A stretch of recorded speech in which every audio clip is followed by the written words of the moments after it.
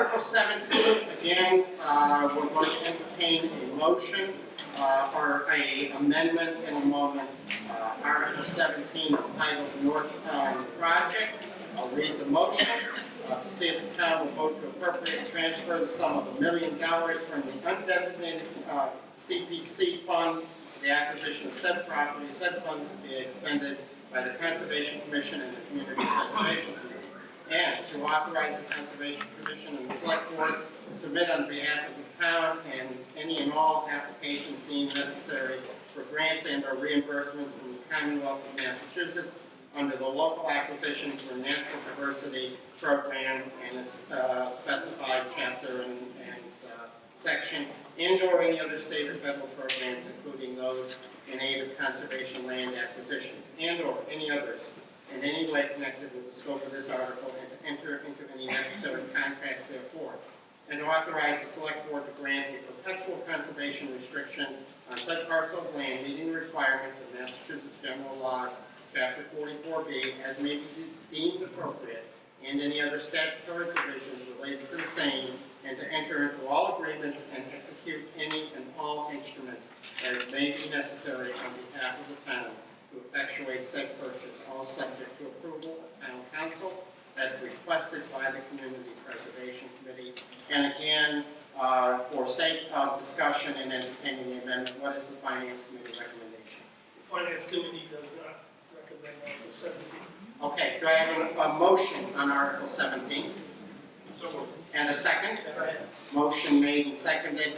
Now, who's doing the amendment? Okay, I'm going to recognize Dennis Clark again. Ally, can we get the microphone? Dennis Clark, 75 Fred Jackson Road. I do hereby make a motion to amend Article 17 for the purpose of designating the accounts from which the total appropriation will be made. For some reason, the accounts and the dollar amounts did not get into the article, so second paragraph to read as follows.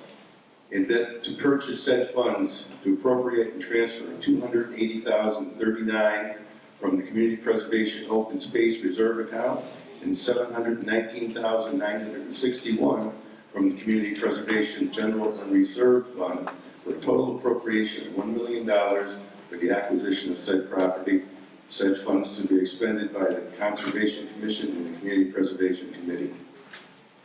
And further to amend the first paragraph of the motion section of Article 17 consistent with the amendment to the second paragraph as follows. Motion to see if the town will vote to appropriate and transfer $280,039 from the Community Preservation Open Space Reserve account and $719,961 from the Community Preservation General Unreserved Funds for a total appropriation of $1 million for the acquisition of said property, said funds to be expended by the Conservation Commission and the Community Preservation Committee. The remaining language of Article 17 in the motion selection of Article 17 remains unchanged. Do I hear a second to the amendment? Okay, motion made and seconded. I'm going to rule it a proper amendment. It's well within the scope of the original article as published in the Warwick. Basically, the proposed purchase of the real estate isn't changing, so the intent is unchanged, and the total amount has not changed. The manner in which it's being funded is being more specifically enumerated. And so it is a proper amendment, and open it up for discussion. Are there any questions about the amendment? Any questions or comments about the amendment before we vote on it? So, yep.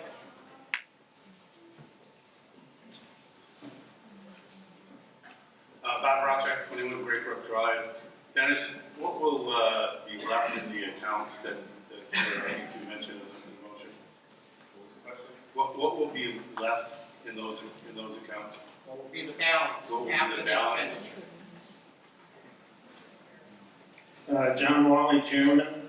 About $150,000 in the general unreserved and nothing in open space until we get our new amounts of money for 2018. So this drains the first account and almost drains the general reserve fund. If you call 150,000, right? Other discussion on the amendment?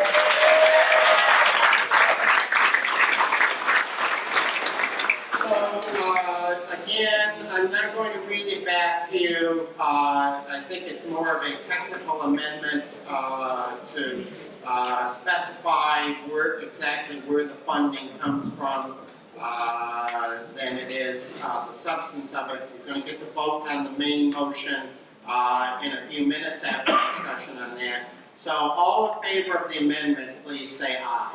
Aye. And those opposed say no. So the amendment is unanimously passed. And now we're open for discussion under Article 17 as amended. And would representatives of the CPC or the Conservation Commission like to speak to the proposal? You don't have to, okay? Hi, Christopher Pratt, Chair of Southwest Conservation Commission, 152 Berkshire Ave. We are extremely in favor of this project. Using open space funds from the CPC is, I think, why we voted this in as a town in the first place, so that we can preserve the aesthetics and the rural feel that we have for the town. Also, so that we can have it for public use.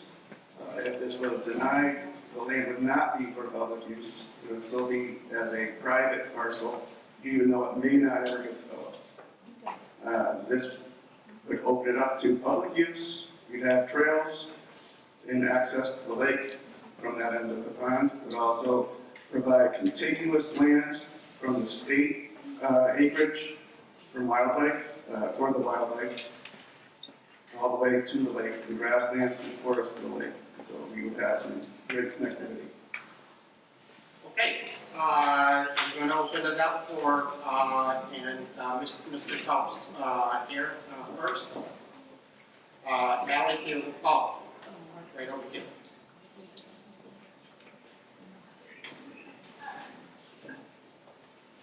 Marcus Phelps, 28 Depot Street, elected member of the Planning Board and a representative from the Planning Board to the Community Preservation Committee.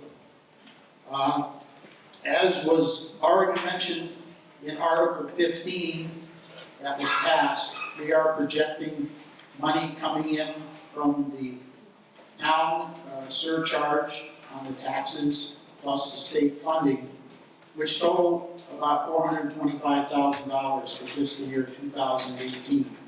And of that, I would estimate about $325,000 will be available for open space and the unreserved account. And adding $150,000, which is the balance, we would have about $475,000 available for new projects. The Community Preservation Committee has a continuous application process. So we do, when we meet, consider any applications that have been submitted. And we did consider this one from the Franklin Land Trust, and the committee voted to recommend that the town meeting spend $1 million for this property. It's a very important piece of property. It's the last remaining lakefront property on North Pond that's undeveloped. And the key word we want to keep in our minds is water. It's an excellent, excellent resource for water, which in the next 20 or 25 years, from a planning standpoint, is going to be critical. It's going to be a limiting factor for many communities. And thankfully, South Lake is blessed with a good water supply, and we need to keep it safe.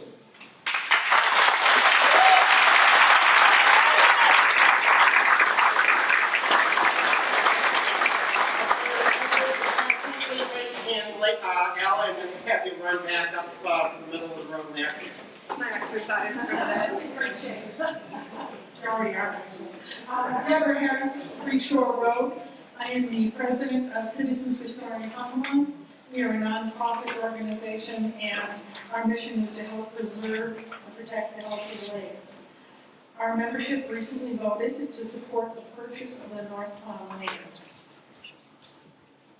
We have donated $3,000, which is more than our yearly membership fees, to this project. And a new member donated another $1,000 because we all feel strongly that our lakes need to be healthy and clean, and putting more buildings up there, if we do not purchase this property, would only degrade the lakes. And if there's any, if there were to be, if we did not purchase it and a developer purchased it, there would be, the health of the lakes would deteriorate due to lawns of very expensive houses, the chemicals. There's no sewers planned for that area in the foreseeable future. And CRC and its membership feels very strongly that we should support this project. Thank you.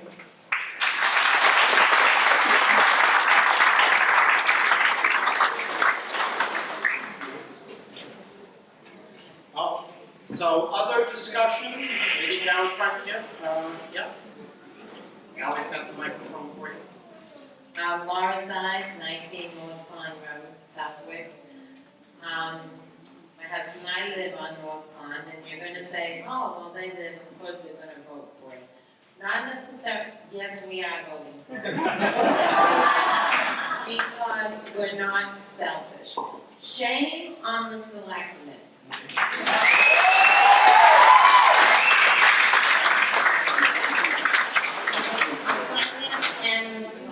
That's a finance. Let's get to your point, Leon. Please. On good days, during the nice weather, there are a minimum of 54 pontoon boats that just pull up over there, and they're all families. And you hear the kids jumping in the water. So 54, and say there's about 4 on each boat or whatever, you're looking at over 300 Southwickians having fun. Not only that, since the tunnels have opened up, that brought the traffic to us. Traffic's not so great, but it's great for the people. It's great for the kids. And to take that away and have condos built or whatever is going to do more wear and tear on the roads, more teachers, bigger schools. You just don't wear blinders. North Pond, the water is spring fed. You know what it's like to go in and you can feel fresh water coming up from the ground, and you want to destroy this? I don't think that's very intelligent, especially for the future.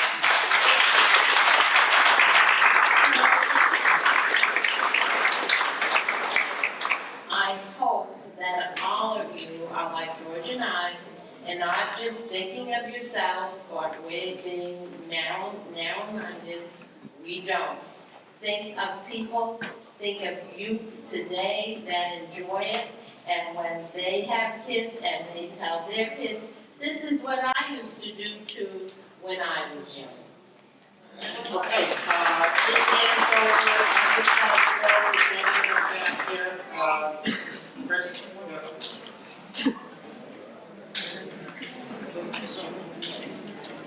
I just got a couple things. I'd like to commend the CPC and especially John Waller. I know he's done a really great job in preserving the open space in Southwick. And I think this is one project that definitely deserves backing and support. Speaking of the lake, I grew up on the lake. I'm 55 years old now. And when I was a little kid, growing up on Middletown, which runs the length of Berkshire Avenue, there was not even half the houses you see on the lake now that we do now. And it used to be so much more of a pleasant experience to go swimming down there. And in fact, Middle Pond too is spring fed, whether you know that or not, because I've swum off one of the Congamon Heights Association beaches, and you can feel the nice cold spring water coming up in there as well.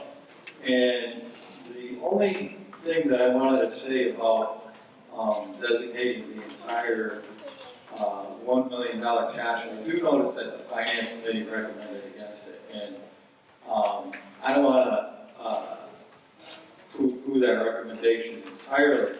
And I was just wondering, as a point of inquiry, do you have to designate the entire $1 million towards this project? Or is there a way to, I mean, and I'd like to see it done, and I know the town has done a lot of fundraisers and everything, but should we designate the entire fund? That's my only question. But if it is the only way to do it, and if it's the only way that can be done, I would definitely go for it, because I think it's a grand idea. And to reserve that open space, that's something that over the years, I guess, we've somewhat moved to do in this town. We've restricted some development. I think it's a great idea. And keep up the good work over there. So I'm going to recognize Mr. Wally, and then I am going to recognize. I would just like to withdraw the condemnation of everyone on stage. Let's do that after the vote. Representative of the Finance Committee, I'm going to recognize somebody, I think it's appropriate to provide an explanation. About Project 21 Great Brook Drive. Just to answer your question about the $1 million, do we need the whole $1 million? I think, Mr. Wall, I can corroborate this. We're about 1.8 million short. I think we have about 1.6 or something from the Commonwealth. That's added to this million plus some other grants. So I think we're at about 3.25. The two appraisals came in at 4.9 and 5 million respectively. Those are best case appraisals. So in other words, they didn't take into consideration any conservation restrictions, any perk test, or anything relative to what the real value of the land is.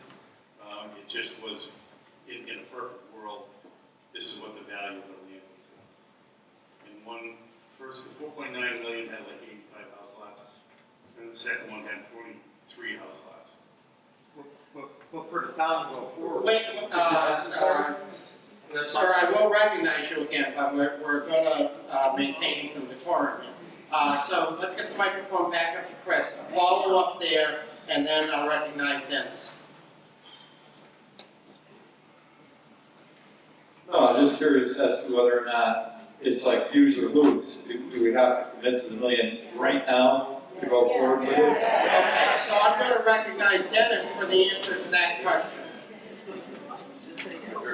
Very good question. Yes, we lose it if we don't appropriate the $1 million tonight. We'll lose the project. It's a $5 million project with 3 appraisals. They all came in either over or at 5 or just a little below. So it is a legitimate price. It's in by approved appraisers. And yes, if we don't vote on it tonight, we will lose the project. And I agree with you guys.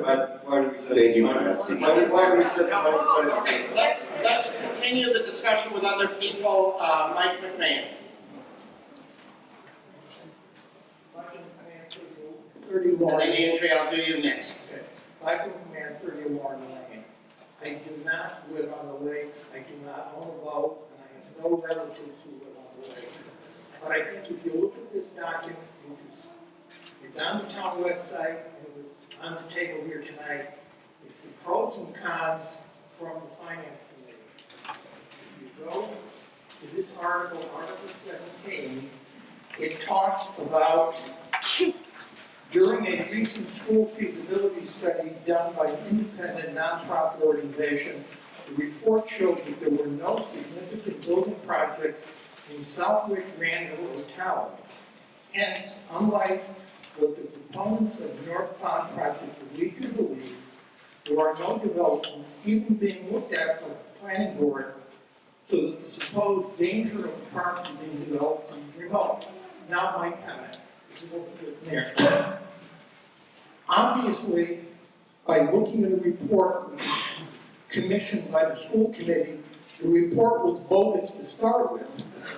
So now if you actually look at reality, if you spoke to the town planner or if you spoke to any member of the planning board, they would tell you that currently there is a project under construction behind Big Y to build 26 houses That in itself is a significant project. And if you go on Realtor.com, they're selling those lots for $119,000 or more on each lot before you build anything on them. So the reality is, there is development going on in town. If you go up around the ranch golf course, there are $600,000 to $800,000 houses being built. They're actually being built, and they're actually selling.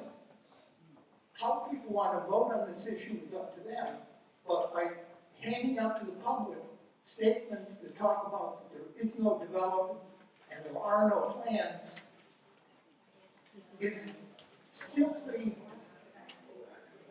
incorrect or worse, intentionally falsifying. So, Okay.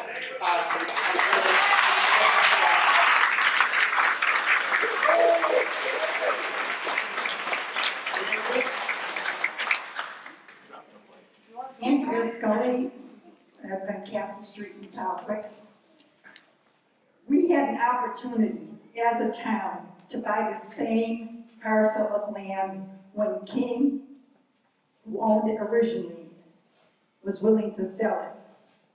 The town voted it down. It was a much lower price. We now have an opportunity, which may have never come again, to purchase this land. Many of you don't remember the first lake cleanup that was sponsored by the Citizens Restoring Congamon, the Lake Management Group. But that cleanup, before that cleanup, the businesses were going out, property values were down. The lake part of the town was considered the bad side of the tracks. You just heard what some of the houses are going for. It's not the wrong side of the tracks anymore. People are saying, well, if you built houses there, it would help the taxes. No, because water, as stated earlier, is a more important resource than oil, gas, or coal at this point in time. And if you put that many houses with what people have been talking about, you're going to ruin. You're going to pollute the lake.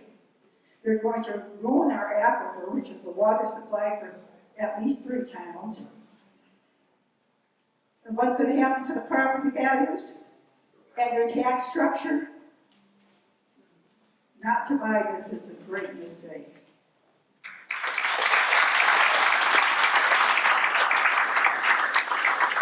Other discussion? Point of order back there? Call a question. Okay, who's doing that? Okay, would you rise and please say, I move the question? Marcus Phelps. No, Marcus, I recognize this gentleman back here to move the question. And I can't, make a motion to move. yes, okay, is there a second to move the question? Okay, so the vote is to cut off debate and go to a vote on the Article 15, and I have to honor that motion. All right, 17. Whatever it is, we're going to cut off debate if this gentleman's motion passes. It requires a 2/3 vote, so all in favor of moving the question, cutting off debate at this time, please say aye. Aye. And those opposed say no. And I'm going to declare that a 2/3 majority. Does anybody challenge my finding? We are proceeding by standard town meeting procedure here, and this is proper. You have moved the question. At this time, I'm going to call a vote on Article 17 as amended. It requires a majority vote because we're appropriating money from the CPC accounts. So we will try it by voice first and then count if we need to later. All in favor of Article 17 as amended, please say aye. Aye. And those opposed say no. No. It is a majority vote. Would anybody, if you'd like to see a counted vote, please raise your hand. Everybody comfortable with the vote? It's a majority vote, and I heard more than sufficient to call it a majority. Okay? So we'll move ahead to Article 18.